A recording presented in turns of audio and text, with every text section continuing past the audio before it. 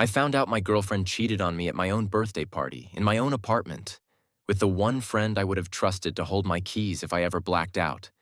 I did not catch it later through messages or rumors. I watched it happen in real time, and the worst part was how normal they looked doing it. Hey viewers, before we move on, please make sure to subscribe to the channel and hit the like button if you want more stories like this. I turned 30 that night. 30 is supposed to be a clean number, a reset, a calm adult checkpoint.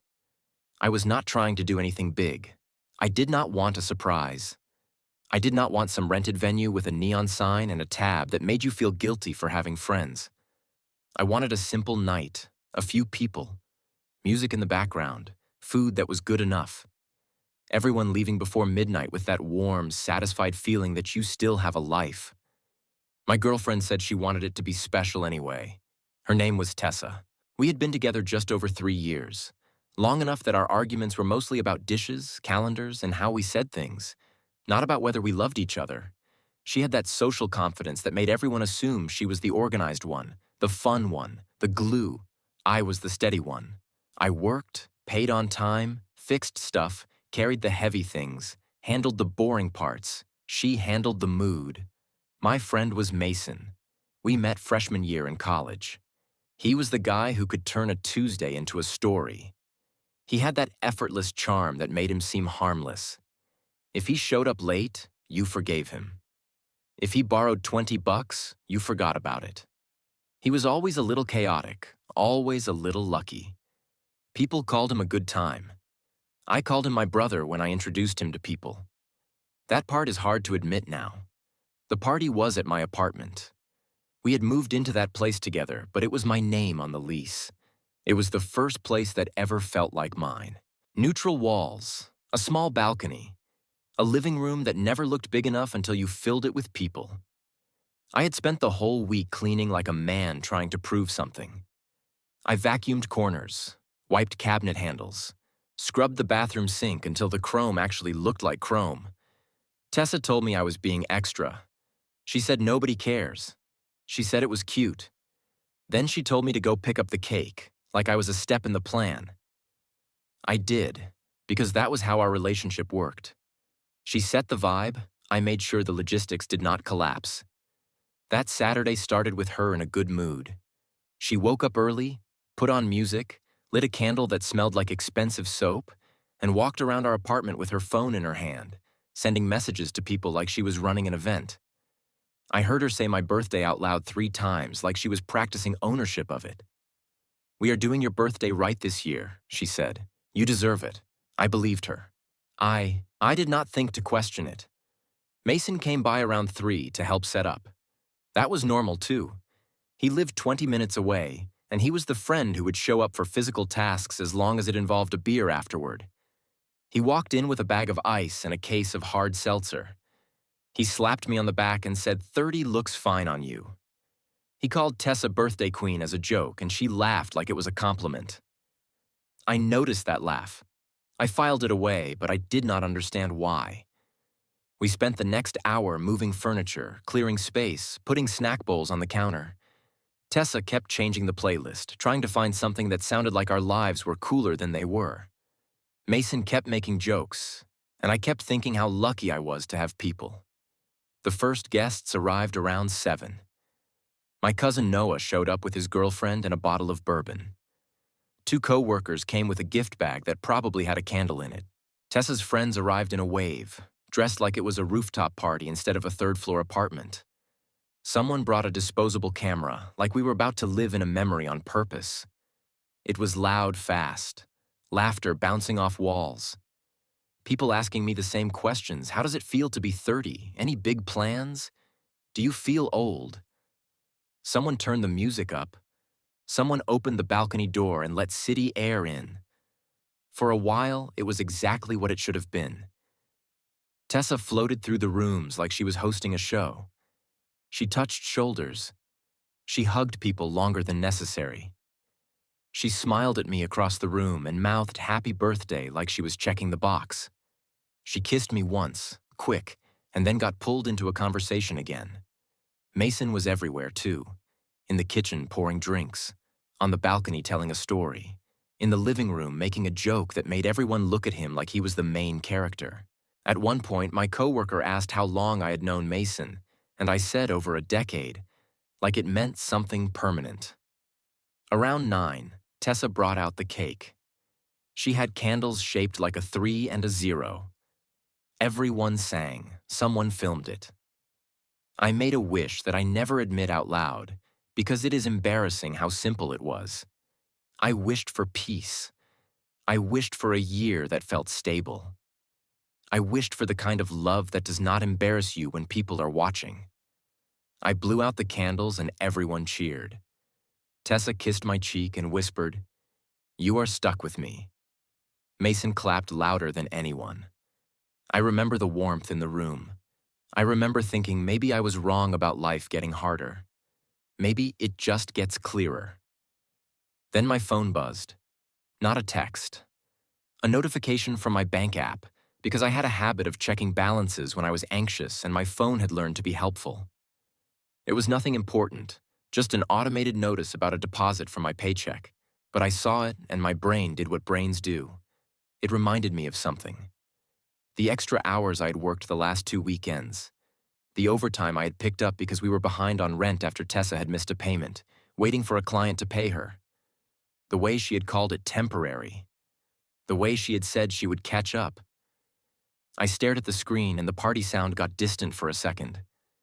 Tessa noticed me looking down and came over.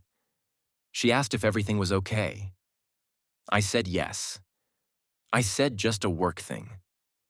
She nodded like she was satisfied with the answer and then drifted away again. That was when I realized I did not know where Mason was. Not that he needed to be at my side, but I had not seen him in a few minutes. And it felt strange, because he was never quiet. He was never missing. I looked around. Living room full, balcony full, kitchen full, bathroom line starting. No Mason. I asked Noah if he'd seen him. Noah shrugged and said maybe he stepped out to take a call. I told myself that was probably true. Then I went to the kitchen to grab more ice. The bag he had brought earlier was already half melted, water pooling in the cooler. I reached into the freezer and felt nothing but cold air and the plastic of an empty shelf. No backup ice. I remembered I had put extra ice in the second freezer in the hallway closet, the one we used for storage because our kitchen freezer was small. I grabbed the cooler, stepped into the hallway, and walked toward the closet. The closet door was slightly open, not wide open, just open enough that the latch did not catch. The hallway light was dim. The music was louder out here, muffled and thumping like a heartbeat through a wall. I pushed the door and expected to see bags of frozen vegetables and a stack of paper towels. Instead, I saw movement. Tessa's dress was a bright color that night, something she said would photograph well. It was bunched at her hips. Mason's hands were on her thighs. Her back was against the shelf, her head tilted toward him. Their mouths were pressed together in a way that did not look accidental. It looked practiced. And the sound she made was not a laugh. It was a soft, private sound, like she forgot she was in my apartment at my party. For a second, I did not move. My brain did that thing where it tries to turn reality into something else. It tries to find a harmless explanation. It tries to protect you. Then Mason opened his eyes and saw me. He froze with his hands still on her. Tessa turned, and her face changed in layers. First surprise, then fear, then a quick attempt at something like innocence, like if she looked calm enough, I would doubt my own eyes. I did not say anything. I did not yell. I did not ask why. I just stood there with the cooler in my hands, feeling its weight like it was the only solid thing in the world. Mason stepped back. Tessa pulled her dress down. Neither of them spoke at first, because there was nothing to say that could make the picture different. Tessa finally said my name. It came out small, like she was testing whether it could still work. Mason tried to talk. He started with man, and I stopped him with a look. Not an angry look, not a violent look, just a look that said no more noise. The party behind me kept going. Someone laughed too loud. Someone shouted over the music. The apartment was full of people celebrating me, and the two people closest to me were standing in a closet like they had built a secret life in the dark. I backed away from the door and closed it. Not slammed. Closed. Then I walked into the living room and turned the music down so low it sounded like it was underwater. People looked up, confused. Someone said what happened. I took a breath. I felt my heart, but I did not feel panic. I felt something colder and clearer. I said, "Everybody needs to leave. Now." A few people laughed like it was a joke. Then they saw my face and the laughter died. Noah stood up first, eyes narrowing like he wanted to protect me. He asked if I was okay. I nodded once. Tessa came out of the hallway behind me. Her hair was slightly messed up. Her lipstick was smeared.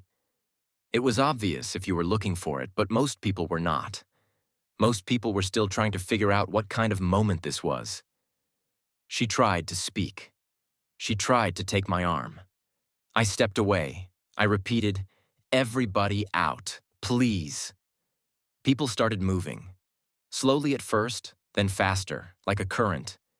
They grabbed coats and half-finished drinks. They avoided eye contact. They made excuses out loud because silence felt too intimate. A few people asked if they should stay and help. I told them no. Mason stood near the kitchen like he wanted to vanish into the wall. He did not make a scene. He did not apologize in front of everyone. He just stared at the floor like a kid who broke something expensive. When the last guest walked out, Noah was the only one who tried to stay. He said he could hang back if I needed. I told him I was fine and I meant it. Not because I was okay, but because I already knew what I had to do. Noah looked at Tessa, then at me. He nodded once, the kind of nod you give someone at a funeral, and left. The door clicked shut. The silence in the apartment after a party is always strange. Sticky floors, empty cups, random shoes by the entrance, half-eaten food, a smell that is a mix of perfume and alcohol and warm bodies. It feels like the ghost of people is still there. Tessa started crying immediately, loud and messy. She said my name again. She said it was not what it looked like, which was almost impressive, because it was exactly what it looked like. I walked to the kitchen sink and put the cooler down. My hands were steady. Mason was still there. He had not left. He looked like he wanted me to hit him, like he wanted a simple punishment that would let him feel like the story was over. I did not give him that. I turned and said, "Leave." He opened his mouth. I raised a hand, not aggressively, just like a traffic signal. "Leave. Now." He nodded fast and walked to the door. His shoulders were tight. He hesitated at the entrance like he wanted to say something last, something that would make him feel less guilty. He did not. He left. The door clicked shut again. Now it was just me and Tessa. She kept talking through her crying. She said it was a mistake. She said she was drunk. She said she felt neglected. She said Mason had been flirting with her all night and she did not know what happened. I listened for a minute and realized something. She was not describing a moment. She was building a defense. Her words were not about me. They were about her future, about how she could tell this story to other people, about how she could survive it. I said, "Stop talking." She froze, shocked, like I had slapped her with calm. I said it again, "Stop." She covered her mouth, eyes wide, tears still rolling. I looked at her and felt a strange detachment, like I was looking at someone I used to know, someone who wore her face but moved differently. I asked one question, not because I needed the answer, but because I wanted to see if she would choose truth for once. "How long?" She shook her head fast, refusing, like denial could rewind time.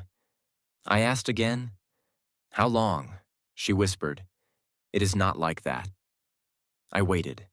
She broke and said a few weeks. Then she corrected herself and said a couple months. Then she tried to add context, like context mattered, like time could soften a knife. I nodded once. I did not argue. I walked into the bedroom. Tessa followed me like a shadow, crying harder now, saying please, saying we can fix it, saying she loved me, saying she never meant to hurt me. I did not respond. I pulled a suitcase from the closet. I started packing my clothes. Not hers, not shared things, mine. I folded shirts, put jeans in stacks, grabbed socks, like I was preparing for a work trip. Tessa stood in the doorway trembling. She asked what I was doing. She said this was crazy. She said we needed to talk. I kept packing. She stepped closer and reached for my arm. I stepped back. "Do not touch me," I said. My voice was quiet. That made her more afraid than yelling would have. She said my name again like she was trying to pull me back into the version of me that forgave her. I kept moving. I grabbed my laptop, my chargers, my passport, my watch, my work boots. The small things people forget until they need them.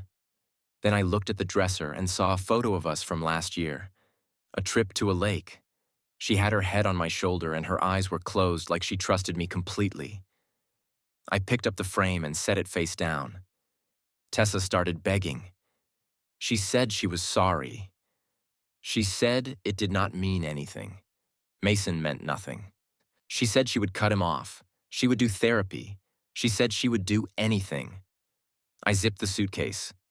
"You already did the anything," I said. "You did the one thing you cannot undo." She shook her head, crying harder, trying to step in front of me like her body could stop a decision. "Please," she said. "It was your birthday. I messed up. Please do not make tonight the end." I looked at her.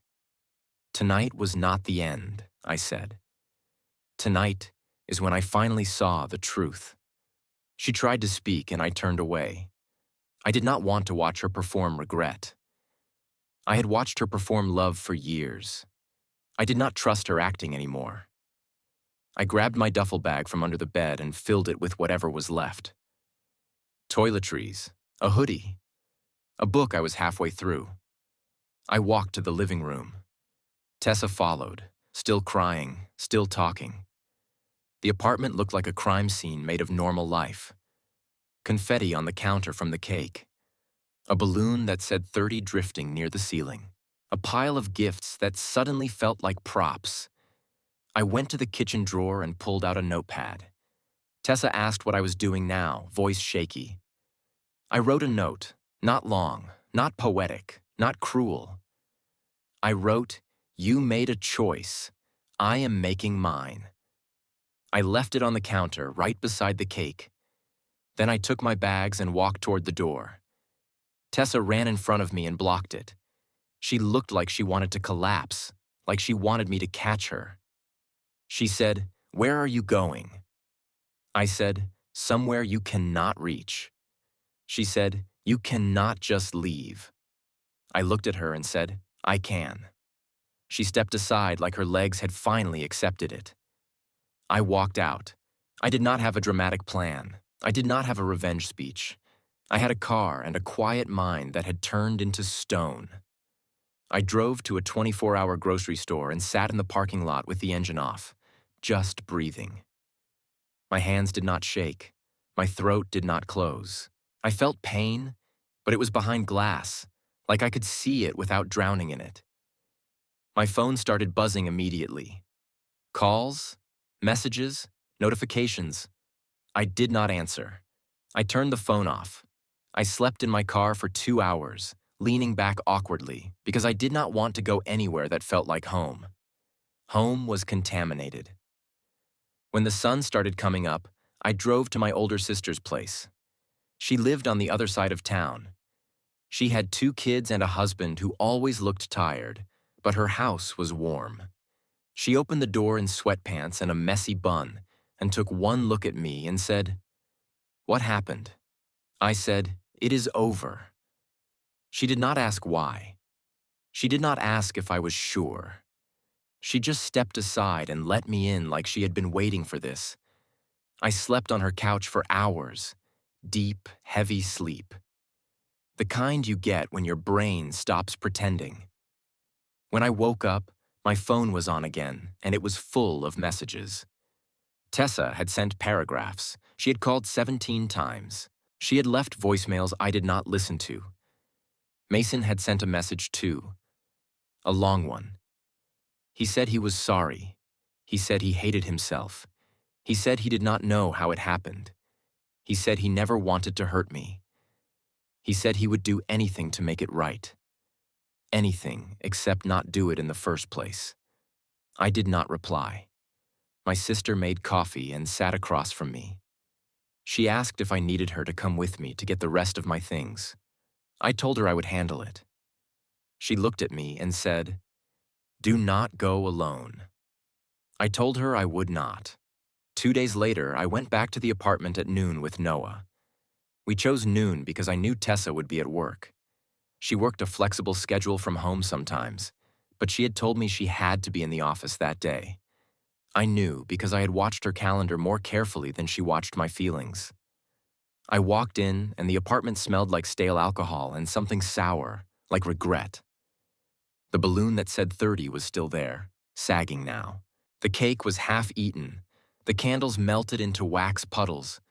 The gifts were untouched. The place looked like someone had tried to freeze the moment and failed. I went to the bedroom and started pulling my things out of drawers. Noah stayed in the living room, arms crossed, face hard. I was halfway through packing a second suitcase when I heard the door open. Tessa was not supposed to be home. She stepped in and froze when she saw Noah, then saw me. Her eyes immediately filled with tears, like she had practiced on the drive over. She said my name. Noah stepped forward and said, "I am here. Do not start." Tessa looked at him like he was an obstacle, then looked at me again. She asked if we could talk. She said she had been sick. She said she had not slept. She said she would do anything. I did not look at her for long. I said, "There is nothing to talk about." She tried to step closer. Noah shifted to block her. Tessa's voice changed. Less pleading, more sharp. "You are really doing this," she said. "Over one night." I finally looked at her fully. "It was not one night," I said. "It was one choice you kept making until you got caught." She flinched. She tried to deny again, but her face betrayed her. She could not lie when the lie was still on the walls. She asked me where I slept. She asked if I had someone else. She asked if I was doing this to punish her. I said, "I am doing this to protect myself." She started crying again. Then she switched tactics like she always did when she felt a situation slipping. She said, "You are throwing away years." I said, "You threw them away first." She said, "Mason came on to me. He took advantage. I was drunk." Noah made a sound like a laugh without humor. I said, "Do not insult me. I saw you. I saw your face. That was not confusion. That was comfort." Tessa broke at that. She covered her mouth and shook her head. She said, "I do not know why I did it." I said, "I know why." She looked up. I said, "Because you wanted to, and you thought you could." That was the whole truth. The hardest truth. The one people avoid because it sounds too simple. I finished packing. I grabbed my suitcases. I walked past her. She reached out like she wanted to grab the sleeve of my jacket. Noah stepped between us. Tessa said, "Please do not leave like this." I turned at the door. "Like what?" I asked. "Like I still have self-respect." I left. After that, the fallout came in waves. At first it was sadness. Messages at midnight. Emails that started with "I am sorry" and ended with "I love you." Then it was anger. She accused me of humiliating her. She said everyone was asking what happened. She said I was making her look like a villain. Then it was bargaining. She said we could take a break. She said we could try couples therapy. She said she would move out for a while and we could restart. The problem with bargaining is it assumes both people still want the same outcome. I did not. I did not answer her calls. I responded once by email, a single sentence, because I wanted a record. Do not contact me again. Then I blocked her number. Mason tried too. He showed up at my sister's house once, like he still had access to my life. My sister did not let him in. She told him he was not welcome on that street. He sent a message apologizing for that too. I blocked him. People in our friend group started reaching out, confused, trying to figure out where to stand. Some of them wanted details. Some of them wanted to be neutral. Some of them wanted to tell me it was complicated. I did not explain. I did not debate. I did not audition my pain for anyone. I said, if you need my side to decide whether cheating with my friend at my birthday party is wrong, I do not need you either. That sentence cost me more friends than I expected, and it also made my life lighter. Tessa moved out within 2 weeks. She texted Noah about a time to get her things. Noah told her I would not be there. She begged to see me one last time. Noah said no. I came back after she was gone and walked through the apartment alone. The place felt bigger, empty in the way a room feels after a funeral. I could hear my own footsteps. I could hear the refrigerator hum. I could hear the memory of laughter in the walls. I found the disposable camera on a shelf. Someone had left it behind. I did not take it to be developed. I threw it away. Some memories do not deserve to become pictures. The next months were quiet. Not sad quiet. Not lonely quiet. Clean quiet. I moved into a smaller place on my own. No shared furniture, no joint bills, no compromises about how to fold towels. It was a simple apartment with a view of a parking lot and a corner store. It was not glamorous. It was mine. I worked more, not because I was desperate, but because it gave me a place to put the energy that used to go into worrying. I started going to the gym again. I started cooking real meals instead of living off takeout. I stopped checking my phone every 5 minutes like someone might suddenly decide to love me properly. There were nights I felt it anyway. The ache, the disbelief, the way your brain wakes up and tries to solve a problem that is already solved. But those nights got fewer. About 4 months after the party, I ran into Mason at a gas station. I recognized his car before I recognized him. Same dented bumper, same reckless parking job. I was pumping gas when he walked out of the store holding an energy drink and our eyes met. He looked like someone who had not slept well. He had lost weight. His hair was longer, unwashed. He said my name. I did not answer. He stepped closer like he thought he had permission. He started talking fast. He said he was sorry again. He said he had been drunk. He said he hated himself. He said Tessa had told him we were having problems. He said he thought I did not care anymore. Every excuse people use when they do something they knew was wrong. I watched him talk and felt nothing. Not rage, not sadness, not the urge to punch him. Just emptiness where friendship used to be. When he ran out of breath, I said one sentence.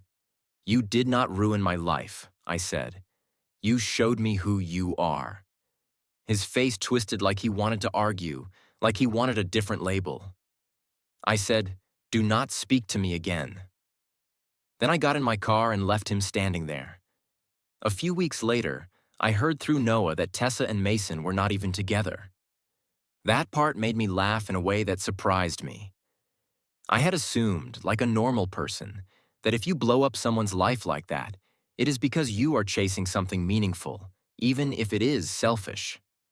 No, it was just cheap, impulsive, pointless. Apparently they tried for a bit. It was messy. They argued. Mason got jealous. Tessa got angry. It ended fast. Then they blamed each other.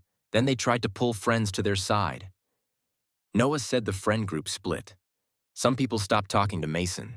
Some people avoided Tessa. Some people acted like nothing happened because they hated discomfort more than they loved truth. I stayed out of it. My life was not a group chat anymore. It was a quiet room with my own choices.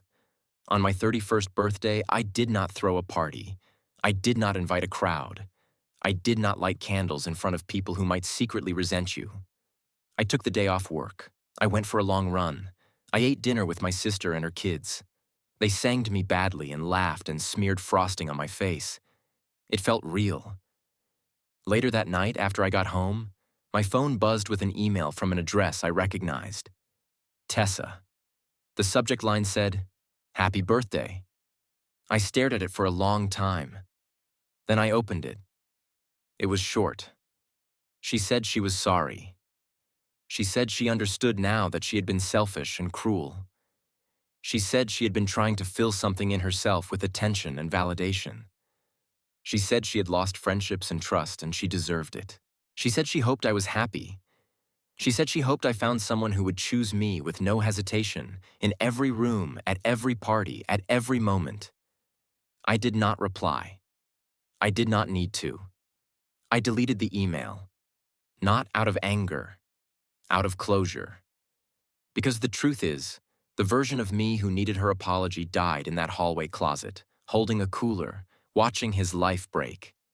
And the version of me who walked out the door that night did not come back. That night, at my own birthday party, I learned something simple. If someone can betray you with a smile while people sing your name, they were never yours. They were just near you. And there is a difference. Thanks for watching. If you want more stories like this, subscribe and hit like. And tell me in the comments, what would you do if you caught it in the moment the way I did?